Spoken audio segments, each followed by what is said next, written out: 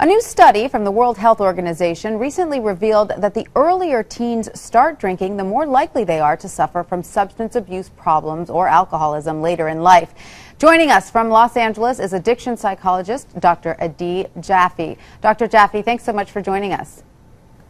Thanks for having me. So let's start talking a little bit about this study, if you would. It looked at teens not just in the U.S., but all around the world. Is that right?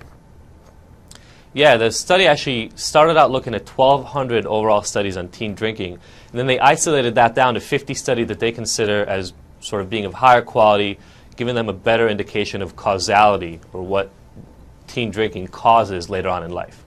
And what did the study find?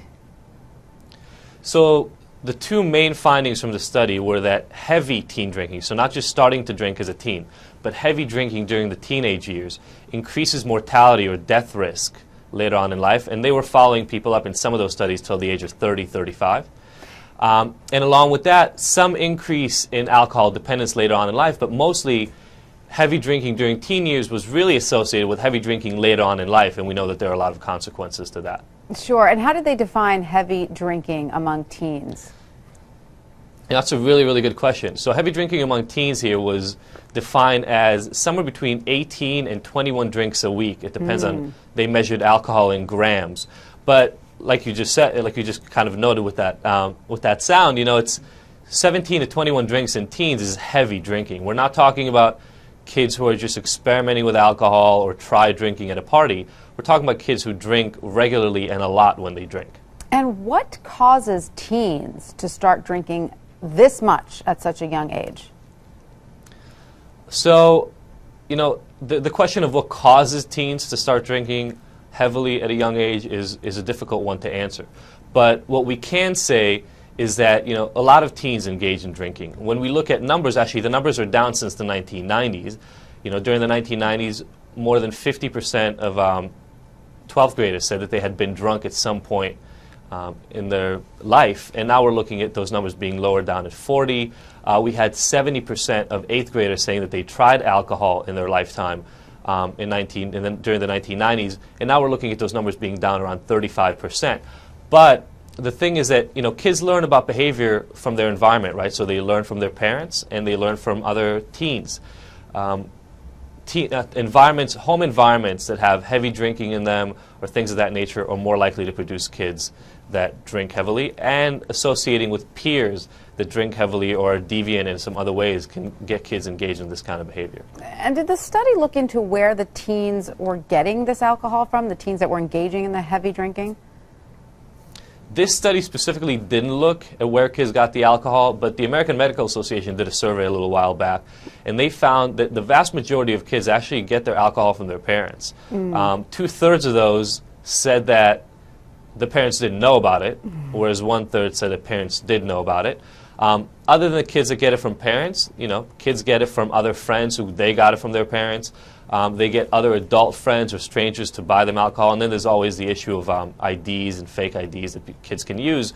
But the vast majority of kids seem to actually get it from their parents' liquor cabinet. So unlocked liquor cabinets, the culprit of so much teen drinking. Now, do many of these teens actually get hooked on drinking, or is this a phase for most teens? That's a really, really good question. I would say that thinking that many teens get hooked on drinking is probably a little bit of a misperception. If you look at the fact that almost 50% of kids say that they've been drunk by the time they get to 12th grade, but then when you look at the overall population, we only have 10% of individuals who ever meet criteria in their lifetime for alcohol dependence.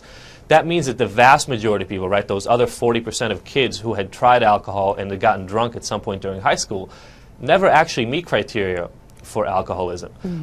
So I wouldn't say that a lot of kids get hooked.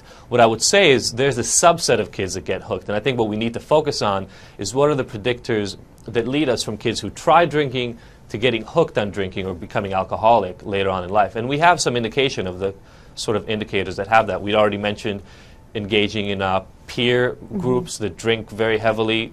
That leads to more heavy drinking during teens and possibly heavier drinking later on in life. But also one of the things that I think parents really need to look at are risk factors that come up before kids turn adolescent or before they hit puberty. You know, if you look as early as 7, 9 years of age, there are indicators like high impulsivity, engaging in a lot of violence, school trouble, maybe some neurocognitive deficits, and definitely family and genetic history of alcohol and drug abuse. Those are the kinds of things that parents need to take into account right along with drinking during teen years to really figure out the risk factor for their kids. Because there can be a genetic predisposition for addiction, isn't that right? Yeah, I wouldn't say there could be a genetic, I would say there is a genetic predisposition to alcoholism and drug abuse.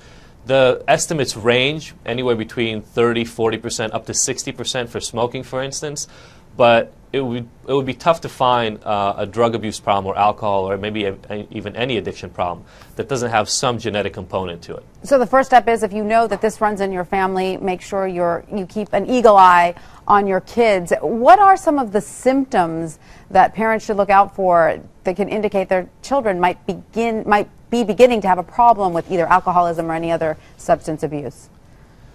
So alcohol dependence, or alcoholism as it's known in the public, is defined by a very specific set of criteria. Things like tolerance and withdrawal are the physical symptoms. You know, drinking more to get the same effect as tolerance. Withdrawal is the idea that when you stop drinking, your body has negative side effects.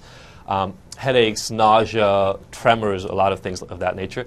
And then there are behavioral effects, like drinking more than you mean to in a sitting and not being able to stop yourself, or trying repeatedly to stop and not being able to do it. Drinking heavily, continuously in the face of negative consequences, and giving up important social work and important other activities in your life due to drinking. Those would be signs that we would use in adult populations to indicate alcohol dependence. With kids, the issue is a little more difficult, right? Because maybe some of those responsibilities are not as clear, and also we don't have that long history to be able to look at like we do with adults. So I would say that one of the main things you want to look at probably is if they continue heavily drinking, and we already defined what heavily drinking is, if they continue heavily drinking in the face of negative consequences, or if they indicate that they've tried to stop before and they're just not able to, I think that would be an early sign of trouble. And you need to step in and get your children help. All right, Dr. Jaffe, thank you so much for this eye-opening conversation, a very serious matter. And don't forget, you can follow ABC News Now on Facebook and Twitter. Just search ABC News Now.